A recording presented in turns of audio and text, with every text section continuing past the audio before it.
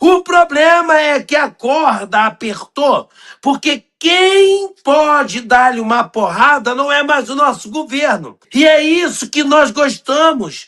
Porque quando falaram pra gente que a gente está preocupado com terra rara, que a gente está preocupado com o nosso nióbio, com o nosso petróleo, porque eles iam tirar nossa soberania, a gente aqui embaixo, do baixo clero, nós estávamos cansados de ver essa putaria. E tem mais. Eu espero fielmente que não espirre em pessoas inocentes. Por quê? Não que eu quero passar pano. É que a coisa tomou uma proporção tamanha que você não consegue mais saber até onde uma empresa é do PCC ou do CV. Eric, o que está acontecendo agora é que o Ministério Público entregou aí uma denúncia com 356 páginas de documentos, investigações e provas que eles alegam aí mostrar a conexão da Deolane com o PCC, especificamente com a família do próprio Marcola. E nessa documentação, algumas das coisas que são relatadas ali são áudios e comunicações dos investigados de empresas ali que lavavam dinheiro do Marcola, direcionados para as contas da Deolane. A fala, as conversas são bem específicas. Além dessas conversas que trazem ali a Deolane no meio, e que ela alega o seguinte, ó, com relação a isso, a defesa dela é a seguinte: não, a Deolane era advogada, pô. Então ela sempre teve contato com criminosos porque ela advogava para criminosos, ela nunca negou isso. Então o dinheiro que ela recebia era de contratos advocatícios. Só que veja bem, a questão é que boa parte desse dinheiro, várias movimentações, vinham de empresas de fachada, empresas de laranjas, e eram direcionadas para a conta da Deolane.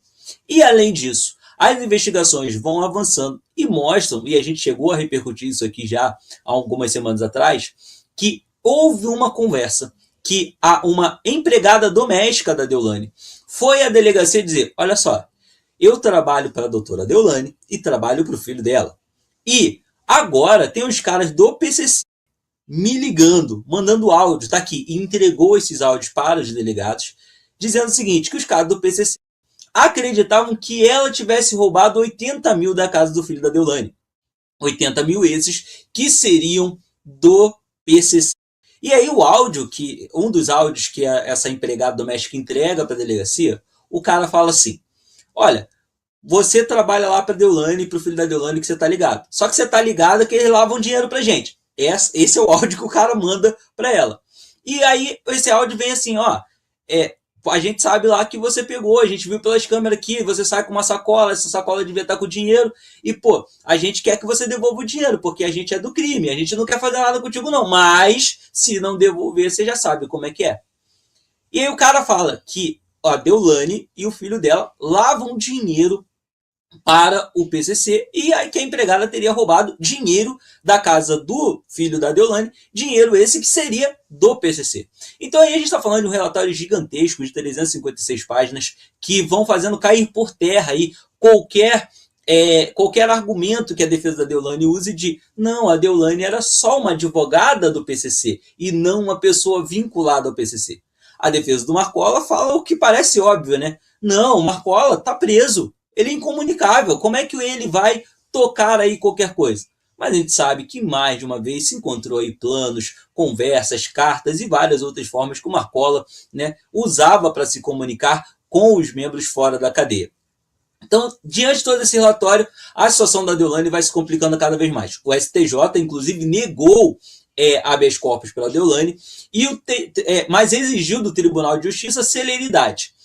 Julga logo porque, né, tem que ver isso aí, não é bem assim. Só que o que a gente tem percebido, pelo menos a minha leitura, tá, Eric? Aí eu vou dar uma opinião pessoal minha. Eu tenho percebido nos últimos dias, especialmente nos tribunais superiores, tanto o STJ quanto o STF, uma atuação um pouco mais criteriosa quanto à soltura de criminosos ligados ao Comando Vermelho e ao PCC. E aí pode ser apenas uma impressão minha, tá? Uma coincidência.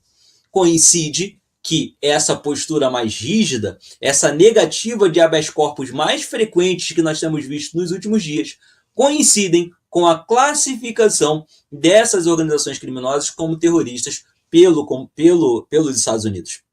Porque os Estados Unidos, obviamente, ele vai escolher alvos de relevância. E quando eu falo alvos, tá? Mais uma vez eu vou dizer, não estamos falando de bomba caindo na cabeça de ninguém, mas alvos no sentido financeiro, político, embargos, esse tipo de coisa. E olha só, os Estados Unidos não vai aí atrás do moleque que está na biqueira, atrás do moleque que está numa boca de fumo no Rio de Janeiro. Por quê? Esse moleque não tem dinheiro nem para pagar um advogado decente, vamos ser francos. Esse moleque não tem 10, 15 mil para pagar um advogado para botar para um habeas corpus dele. Muitos deles são defendidos pela Defensoria Pública. Então, atrás de quem os Estados Unidos irá? Quem os Estados Unidos vai sancionar? Aqueles que têm capacidade de decisão e aqueles que realmente movimentam dinheiro do crime. Então, pessoas como Deolane, como MC Pose, MC Rian, que são acusados aí de movimentarem e servirem como laranjas, mas laranjas grandes nesse esquema, esses caras se tornarão alvos. E, consequentemente, os Estados Unidos, no âmbito político, podem atacar também membros dos tribunais superiores que sejam considerados aí facilitadores da atuação desses criminosos. E vejam bem, quem tem dinheiro lá fora é quem é rico. E quem é rico nesse país? Quem assim, que destaca são os políticos e são também os membros do Poder Judiciário, principalmente dos tribunais superiores. Então, eu tenho visto um pouco mais de cautela no STJ e no STF nessas questões ligadas ao Comando Vermelho e ao PCC. Pode ser apenas uma coincidência, eu posso estar enxergando errado, mas eu não tenho visto aquelas decisões que eram muito comuns de o cara ser preso hoje e antes dele chegar na delegacia, nós vermos um habeas corpus sendo julgado. Nesse momento, os tribunais superiores parecem estar dedicando um pouco mais de tempo, um pouco mais de um olhar mais carinhoso. Não só os tribunais superiores, mas o governo federal também. O governo federal veio com uma história agora de criar escritórios antifacção no Rio de Janeiro e São Paulo. Um governo que nunca esteve preocupado de verdade em combater as facções, agora começa aí a falar um pouco mais sobre isso. O Alexandre de Moraes, na semana passada, junto com o Andrei Rodrigues, diretor da Polícia Federal, falaram aí, inclusive, em intensificar as ações contra o núcleo do Comando Vermelho no Rio de Janeiro e a classe política que possa estar ligada aí com o Comando Vermelho e milícia. Ora, causa estranheza a intensidade com que essas ações começam a surgir agora, a forma como as autoridades vêm falando mais sobre isso depois da classificação dessas organizações como terroristas. Porque tiveram muito tempo para agir, tiveram muito tempo para fazer, tiveram muitas oportunidades de negar habeas corpus. Mas isso está acontecendo com um pouco mais de frequência agora. Mas eu acho que pode ser só coincidência, eu posso estar enganado, eu posso estar olhando as notícias com um viés muito diferenciado. Vamos aguardar para ver, né, Eric? É isso, vamos lá. Cop Túlio, com você. Aliás, Cop Túlio não, Cop Túlio já veio antes aqui, o Batata. Potatoes. Ô, Miquel, você não tá errado, não. Você não tá enganado, não. Tá certo, sim. E por muitos anos eles ficaram nessa putice sem mais tamanho. Abriram as porteiras, entendeu? Nós tivemos aí ano retrasado, ano passado, salvo engano, ano retrasado, fuga em massa no presídio de segurança máxima. Uma putice sem mais tamanho, cara. Sentença. O CNJ, o Conselho Nacional de Justiça, vem investigando centenas e talvez milhares de sentenças que são proferidas por tribunais do nosso judiciário, que estão favorecendo o PCC e o CV. Isso já foi identificado e já está cansativo, cara. O problema é que a corda apertou, porque quem pode dar-lhe uma porrada não é mais o nosso governo. E é isso que nós gostamos. Porque quando falaram pra gente que a gente está preocupado com terra rara, que a gente está preocupado com o nosso nióbio, com o nosso petróleo, porque eles iam tirar nossa soberania, a gente aqui embaixo, do baixo clero, nós estávamos cansados de ver essa putaria.